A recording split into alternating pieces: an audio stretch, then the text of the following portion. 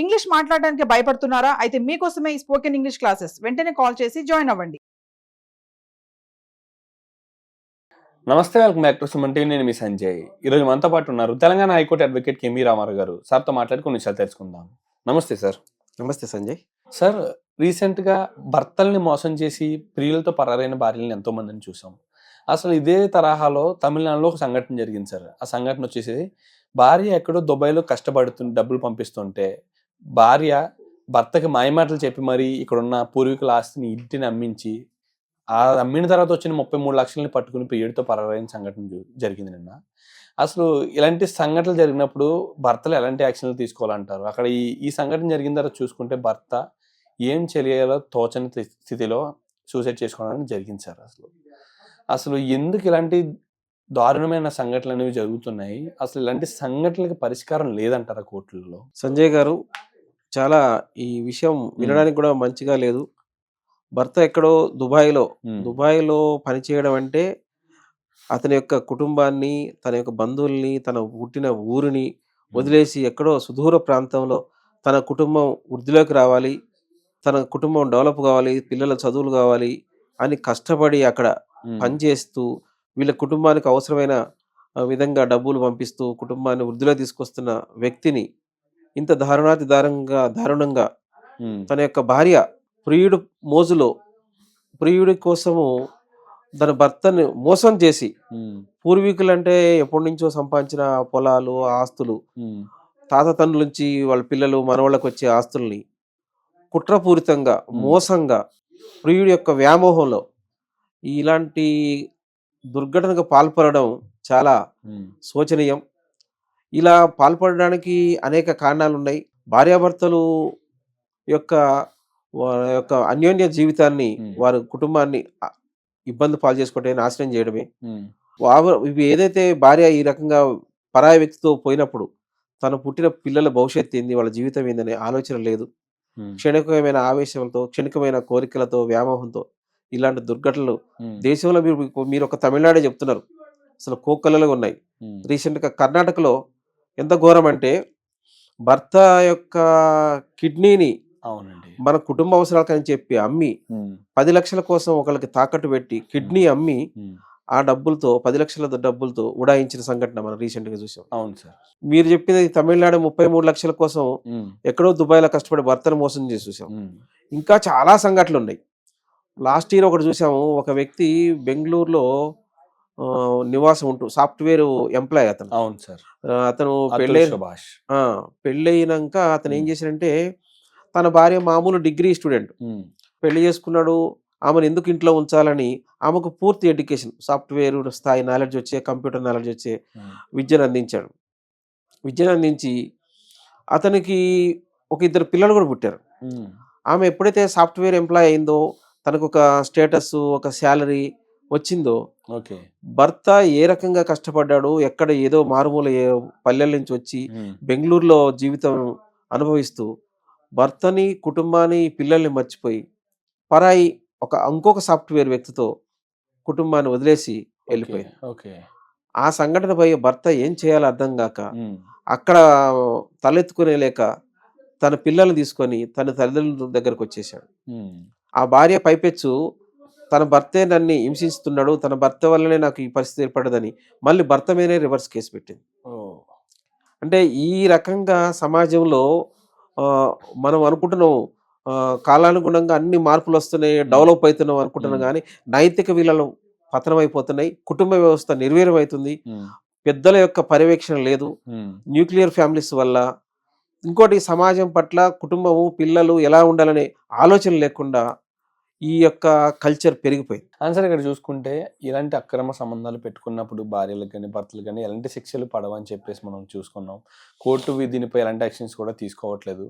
దీనికి ఉన్న ఒక్కొక్క మార్గం విడాకులు తప్పితే వాళ్ళకి కఠిన శిక్షలు ఏమన్నా ఉంటే బాగుందని ఎన్నోసార్లు మాట్లాడుకున్నాం.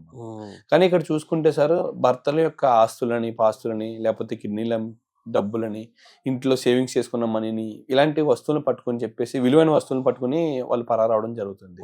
ఇలాంటి సందర్భంలో భార్యపై ఎలాంటి యాక్షన్స్ తీసుకోవచ్చు అంటారు?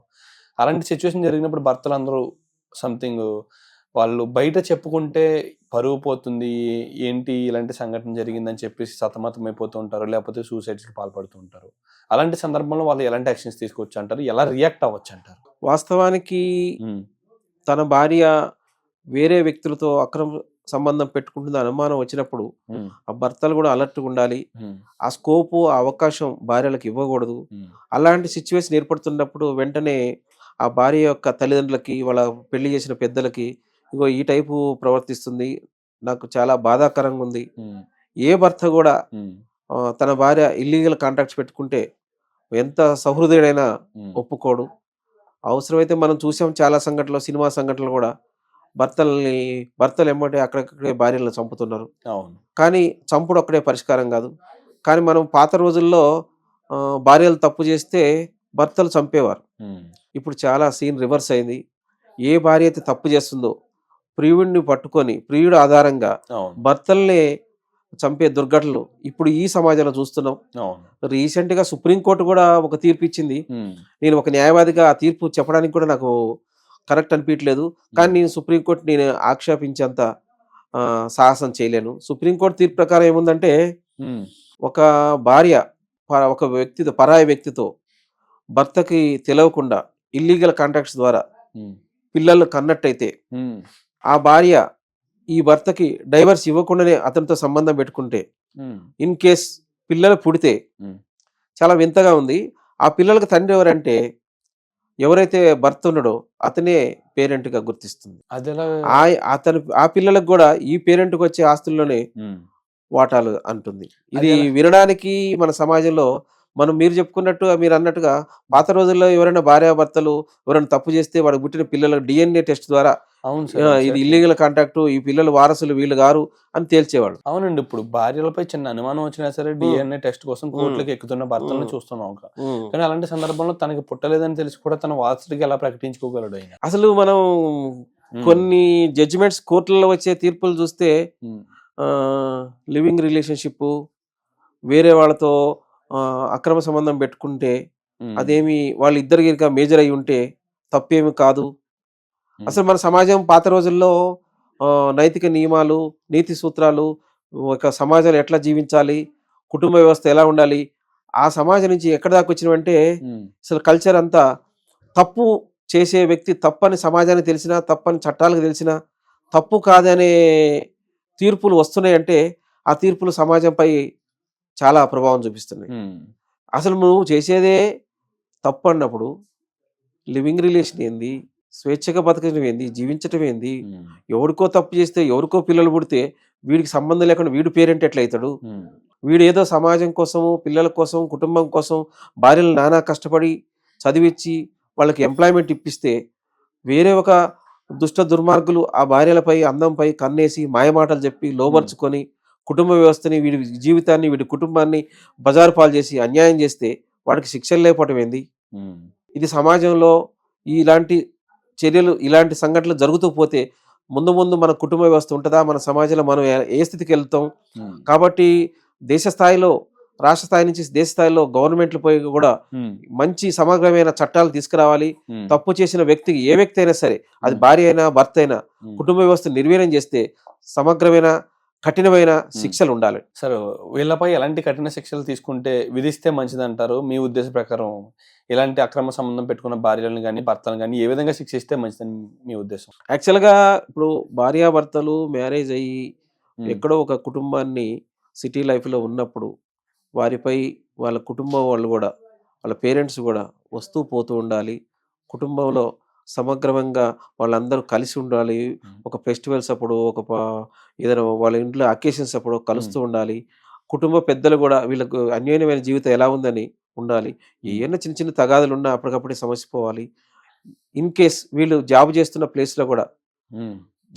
ప్లేస్లో కూడా మేనేజ్మెంట్ కానీ, ఆ ప్రైవేట్ కంపెనీ అయినా, గవర్నమెంట్ అయినా, వాళ్ళ యొక్క ఆ లేడీస్కి ఎలాంటి ఇబ్బందులు వేరే వాళ్ళ మీద జరుగుతున్నాయో యాక్షన్ కమిటీ ఉండాలి.